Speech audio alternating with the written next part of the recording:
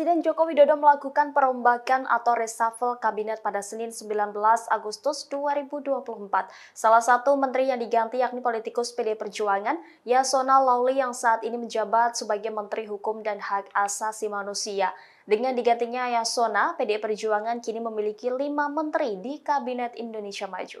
Adapun menteri dari PDIP tersisa Teten Mas Duki yang menjabat sebagai Menteri Koperasi dan Usaha Kecil dan Menengah. Kedua ada I Gusti Ayu Bintang Darmawati atau Bintang Puspayoga sebagai Menteri Pemberdayaan Perempuan dan Perlindungan Anak. Ketiga ada Menteri PDIP yang masih aktif adalah Menteri Sosial Tri Risma Harini. Kemudian Abdullah Azwar Anas sebagai Menteri Pendayagunaan Aparatur Negara dan Reformasi Birokrasi.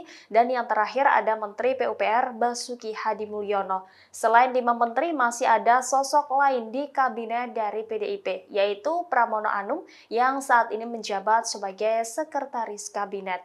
Sementara itu, Ketua DPP PD Perjuangan Ahmad Basara mengatakan bahwa partainya menghormati hak prerogatif Presiden Joko Widodo.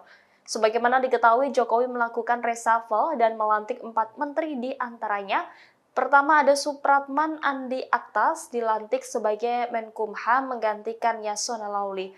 Kemudian Bahlil Lahadalia dilantik menjadi Menteri SDM menggantikan Arifin Tasrif. Kemudian Roslan Roslani dilantik menjadi Menteri Investasi dan Anggara K. Prabowo dilantik menjadi Wakil Menteri Kominfo. Download Tribun X sekarang, menghadirkan lokal menjadi Indonesia.